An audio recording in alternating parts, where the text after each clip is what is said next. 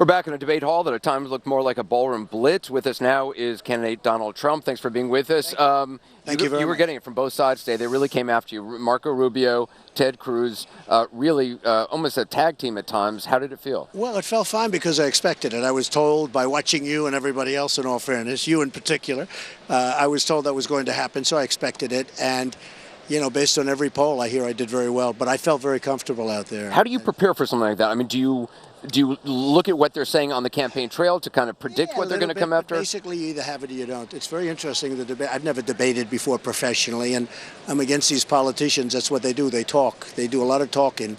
And, you know, you never know how you're going to do. But the first debate was good, and, you know, I think we did very well in the debating, according to every single poll. I guess the more important polls are the polls that we have now. Bloomberg just came out with a poll a couple of hours ago that's phenomenal. It's like double-digit leads practically everywhere. So we're really happy. I'd love to do well in Texas. I mean, in theory, look, I have so many. Vulnerable? You think you? I think he's vulnerable because I'm even. I mean, right now I'm even with him, and I would love to win Texas. I love Texas. I love the people of Texas. I have so many friends here, and I guess we're pretty much even. You clearly knew the Mitt Romney comments were going to come up on this stage, whether it was the moderators who brought it up or whether some of your opponents brought it up. Mitt Romney was actually, took a page out of your book, was actually tweeting during the debate saying, look, your reasoning for not releasing your taxes doesn't make any sense. You could release it even though you're being audited, or even if you didn't want to do that, you could release old returns that have nothing to do with ones being currently audited. Explain. Look, I know the audit process very well. I've been audited for many, many years. I have friends that are very rich. They've never been audited whatsoever. But until your audit's complete, you just don't do anything. You're negotiating, and you just don't do anything.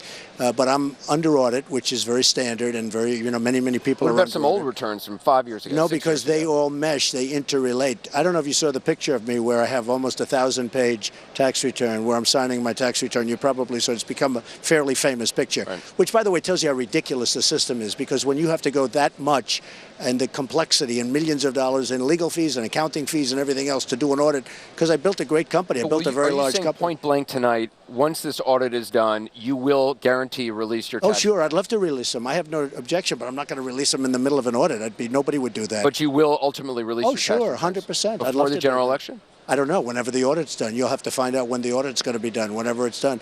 But just so you understand, Anderson, I've been under audit for years, like beyond this administration, many years.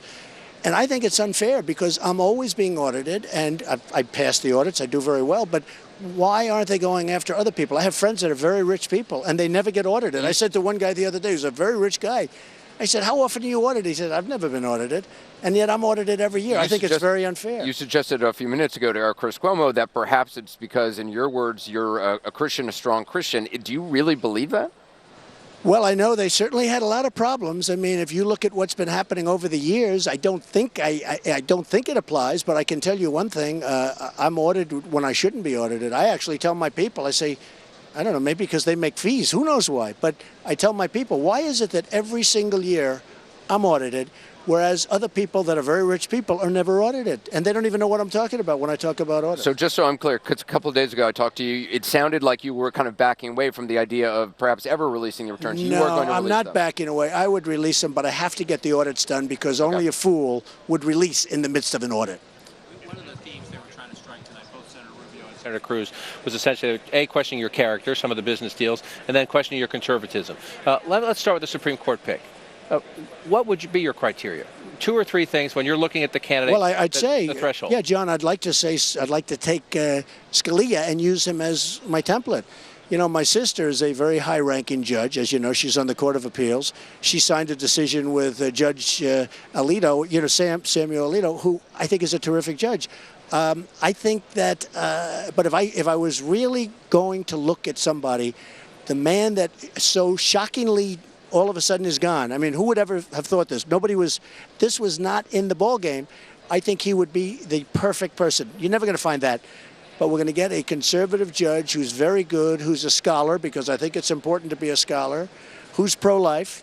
And I think we're going to pick somebody that people like. You know, Diane Sykes from Wisconsin is one that comes to mind, who Now, I don't know that she's being considered, but she is a very highly respected judge. Would you ask specific questions, though, in your interview with the candidate so that you don't get a David Souter or you don't get a John Roberts? Well, David Souter was a disaster. David Souter was a disaster. John Roberts was a disaster. So now, he may be good in many other ways. What would you ask to make sure, you say you know people, you're a good judge of people. What would you ask to make sure that happens? And if you noticed, I said to Cruz tonight, I said, John Roberts, I'm not even blaming you for it. It was a mistake. But if you look at the various articles that he published and everything else, he was really pushing hard for John Roberts. It turned out to be a bad decision. If for no other reason, Obamacare makes it a bad decision. But what would President Trump do to make sure I would that want to didn't see happen? Scholar, what would you ask? But I think more than my asking, I'd go on references of other people that I respect, because that is not necessarily my world. I'm very much into the world of legal and legality. But that is not my world. So I would go to people that I have great respect for and say, who do you recommend? What would you say to the average American worker who might have been watching the debate tonight and hearing about the Polish workers' lawsuit for the first time, hearing about you hiring illegal immigrants, and might say, listen, Donald Trump, it sounds like you're part of the problem of wages being driven down and unemployment being high. Well, number one, the Polish worker thing, I think, was 35 years ago. I was like, I had the most beautiful head of hair you've ever seen. It's still not so bad. I mean, I'm hanging in pretty good. But that was many, many, many years ago. And that was, like 35 years ago, I guess. To bring something like that up when I've had deal after deal after deal is pretty pathetic, where they have to go back that far to find something. And it was a negotiation, and we settled. It wasn't a big deal. It was negotiation, and we settled. But your opponents are going to repeatedly bring that up. If you were a guy who, even 30 years ago, knowingly hired illegal aliens. And here's the thing. Number one, it was many, many years ago. Number two, it was just a settlement. It wasn't like a big deal. In fact, I hadn't heard about that case for years. It was just brought up tonight. That's all right. But pretty sad when you have to go back that many years. Might have even been a little bit longer than that. On the Palm Beach thing, it's very, very hard. You know Palm Beach, okay? You probably do know Palm Beach. You may know Palm Beach. I hope you do know Palm Beach.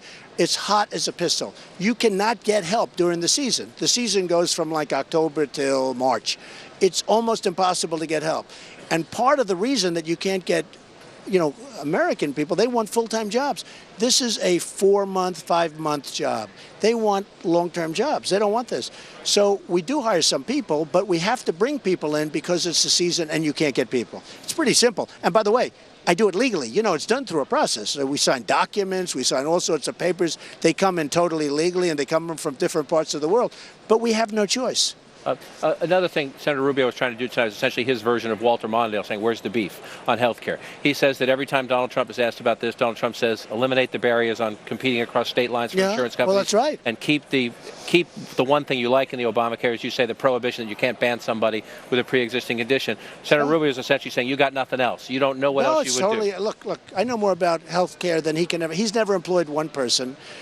I mean, the guy is a disaster in so many ways. Look at his credit cards. Take a look at what he took out of the Republican Party. Take a look at the fact that he bought a house for $178,000 or so, and he sold it for $380,000 to a lobbyist, and then the lobbyist got legislation or something passed through him when he was in Florida. His point tonight, though, was essentially you say the same two things over and over again. No, it's not the same thing. When you get rid of the lines, you're going to have companies come in with all different plans. Right now, it's competitively broken. You have almost a monopoly in different states.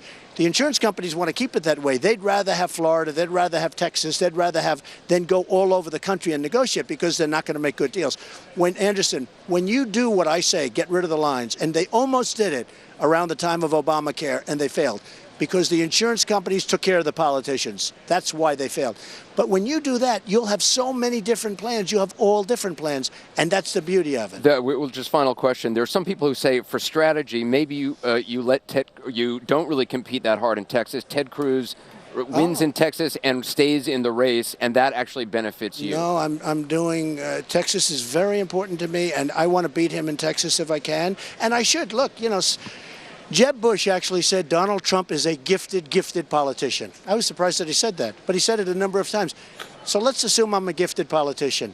And I know it might be advantageous for him to win here. Believe me, I want to win. And I shouldn't necessarily say that, because then if I don't win, you're going to say, oh, this was a terrible defeat. I love Texas. I have so many friends in Texas. I think I have a good chance of winning, and I want to win it. Donald Trump, thank you for your time tonight. Thank you very much. Always good to talk to you. Let's go back to Jake Tapper. Jake?